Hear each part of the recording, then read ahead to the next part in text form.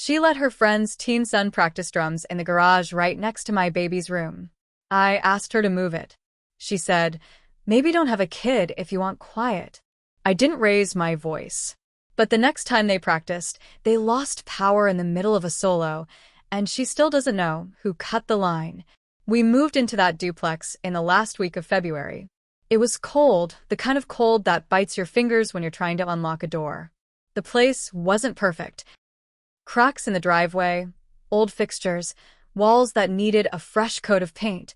But we needed something fast, and it was close enough to my job and not too far from the hospital, in case my wife went into labor early. She was 8 months pregnant then. We were both exhausted already. The layout was strange. It was a split duplex with garages built into the back, almost like an afterthought. The baby's room was on the first floor, the only bedroom downstairs, and directly next to the shared garage wall. I didn't think anything of it when we signed the lease. That was a mistake. My son was born March 4th. He came a week early. He was small and quiet at first, slept a lot, barely cried. For the first few weeks, things were hard but manageable. My wife was healing slowly, and we were living hour to hour, trying to find a rhythm. Then came the drums. It started on a Sunday afternoon. I was holding my son, trying to rock him to sleep in his room. My wife was upstairs, showering for the first time in days. I remember the exact moment. He had just closed his eyes, his breathing going soft, and then the wall behind me exploded with noise. The baby startled so hard he screamed like I dropped him. I almost dropped him. I thought a car had crashed into the garage. I rushed outside and saw the garage door on the neighbor's side half open. A teenage boy was inside, flailing on a drum kit like he was in a stadium show. No son profin. No parin. Just concrete walls and pure chaos. I didn't know who he was. I didn't even know the neighbor's name yet. That evening, after my wife finally got the baby to sleep again, I knocked on her door. A woman opened up. Shoulder-length hair, bleached to hell, wearing a sweatshirt that said Mama Bear, even though I'd later learn she didn't have kids. Her name was Marla. I kept it polite. Told her about the baby, the drums, how loud it was. She looked me right in the eye and said, "Maybe don't have a kid if you want quiet." Then she shut the door. Just like that. I stood there for a minute, not because I was shocked, but because I knew right then she was going to be a problem. The kind of neighbor who thinks nothing they do is wrong. The next week, the drums came back. Sometimes it was weekdays, sometimes weekends. No pattern. I tried sound machines, rearranging furniture, even moving the crib. It didn't matter. My son would just be starting to sleep, and boom, another solo. I started tracking the times. They always started around 9-10 a.m. I noticed the amp cable ran from his kit to a power strip in the garage, which was plugged into an outdoor outlet on their wall. Totally exposed. I didn't say another word to her after that. Instead, I waited, observed, made sure no one was watching. The next Saturday, I got up at 7 a.m. My wife had just gotten the baby down after a brutal night. I sat on the back steps with a mug of coffee, waiting. At 9:09, I walked around to their side, crouched by the outlet, and snipped the extension cord with a small pair of wire cutters. Clean. Quick. No sparks. I walked back inside, sat in the kitchen, and waited. At 9:12, the drum started. 2 minutes later, dead silence. Through the window, I saw the boy come out, scratching his head, looking at the amp. Marla stormed out a minute later, robe on, yelling about breakers and blaming the landlord. I just sipped my coffee. They still haven't figured it out. She didn't call the landlord that day, but 2 days later I saw a guy in a maintenance vest checking the outlet. I watched from inside, acting like I was busy on my laptop. He poked around, then replaced the extension cord, and left without much fuss. I figured that'd be it. They'd be back to drumming by the weekend. And they were. That Saturday, the kid fired up again. New cord, same setup. Same wall-shaking noise right as my son started to nap. This time, I didn't cut the power. I did something worse. I walked over and knocked again. Marla answered with that same smirk like she was waiting to say something smug.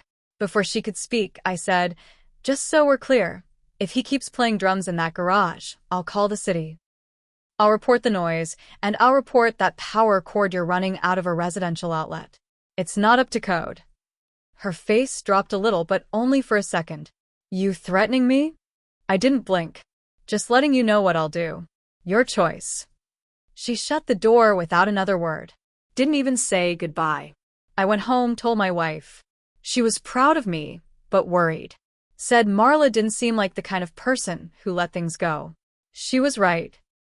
3 days later, I came home to find our garbage can knocked over and trash scattered in the driveway. At first, I thought maybe a raccoon had gotten into it, until I noticed the lid was wedged under my car tire. Like someone had placed it there on purpose. I checked the doorbell camera. Nothing. She must have known exactly where the blind spot was. Then it got worse. One morning, I found a nail sticking straight up in our driveway, right where my wife parks. A long, rusty one. Just sitting there. I didn't want to jump to conclusions, but that wasn't the kind of thing you just drop. I didn't have proof. No footy. No witnesses. But I knew. And she knew I knew. She wasn't stopping the drumming. If anything, it got louder. Now he was playing with the garage door open, blasting music over a speaker while he played.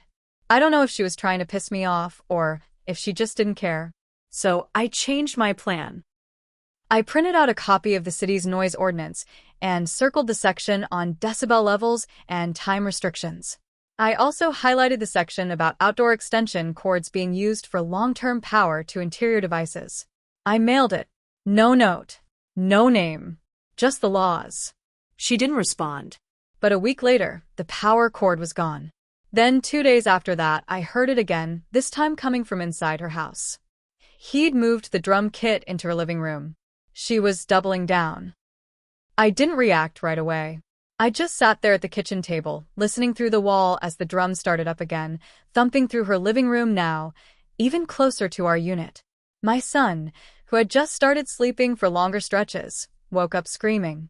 My wife looked at me with this hollow kind of frustration, like she was too tired to even be angry anymore. That night, I started digging. I went online and looked up Marla's full name from the lease directory the landlord had emailed us during move-in. Then I searched through the county court records. A few things popped up, mostly small stuff.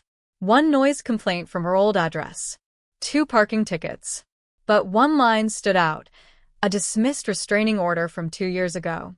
I didn't know the story behind it, but it confirmed what I suspected. She had a pattern. The next day, I filed a formal complaint with the landlord.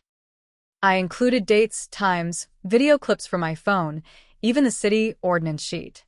I explained the damage it was doing to our family, how it was affecting my newborn, my wife's mental health, and our ability to live peacefully. The landlord didn't respond for 5 days. When he finally did, it was a short email. He said he'd speak with the tenant, but reminded me that soundproofing wasn't included in our lease, and minor disputes between neighbors weren't his responsibility. That same night, we came home from a grocery run and found someone had sprayed something on our front door. At first, I thought it was dirt, but when I got closer, I could smell it, urine. Someone had peed on our door. Probably the kid. Maybe her. Maybe both. That's when something in me broke. Not out of anger, but out of certainty. I knew exactly how I was going to end it. I waited until a weekday afternoon, when I saw her car gone and the kid's bike still leaned up against the porch. He was alone. I knocked on her door. He answered, looking surprised. I smiled and said, "Hey, just wondering if your mom's around?" He said, "She's not my mom." I paused. Oh, right. "She's just letting you stay here?" He nodded slowly. "She lets me practice here. My mom works late." That was the piece I didn't have. I thanked him and left. That evening, I drafted an anonymous letter addressed to Child Welfare Intake, County Office. I didn't exaggerate. I just described what I'd seen and heard. A minor staying regularly in a non-relative's home, unsupervised, with access to electrical equipment and loud amplified instruments. I mailed it from a box across town. I don't know exactly what happened, but a week later, the drum stopped. 2 weeks after that, the kid was gone. No more bike. No more slamming drums. Just gone. Marla didn't say a word. She stopped looking me in the eye when we crossed paths. She started keeping her curtains closed. But that wasn't the end. A few weeks went by in quiet. No drums. No slam doors. No trash in the driveway or nails by the tires. My son started sleeping through the night. My wife looked less pale in the mornings. We got a little of our lives back. But I didn't trust it. Then one Friday afternoon, I came home to a letter taped to our door. No envelope. Just a single sheet of paper with one line typed across the middle. You think you're safe because you play quiet. I can play quiet too. I stood there, reading it over and over. No signature. No handwriting. Just that one line. I didn't tell my wife. She was finally starting to relax, and I didn't want to put her back on edge. But I kept the note. Nothing happened for a while after that. Until our internet started going out. Not once, not twice, almost every day, always at the same time. Around 2 p.m. I'd call the provider, go through the troubleshooting. They'd say everything looked fine from their end. But then one day I saw it. Through the side window, Marla in her backyard, bending down by the junction box with a screwdriver. I went outside calmly. She stood up when she saw me, fake smile already on her face. I was just trimming some weeds, she said, holding the screwdriver like it was a gardening tool. I didn't say anything, just looked at the box. The panel was open. You need something? She asked. I stepped closer. You ever get tired, Marla? She tilted her head, confused. Of all this, I said. The games, the noise, the trash, the threats. You ever just get tired of waking up and choosing to be a problem? For a second, I saw something shift in her face.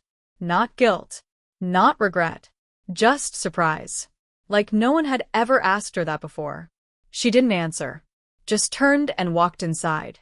That night, I installed my own security camera facing the junction box. A few days later, the internet problem stopped. And then nothing. Weeks went by. No more letters. No more noise. No more contact. But I never took the camera down. And I never stopped watching. Sometimes I still wonder if she's just waiting for the right moment to start again. And every time I hear a sound I don't recognize, I listen for just a second too long, like I'm bracing for something. Not because I'm afraid of her, but because I know what it feels like to live next to someone who enjoys watching you break a little at a time.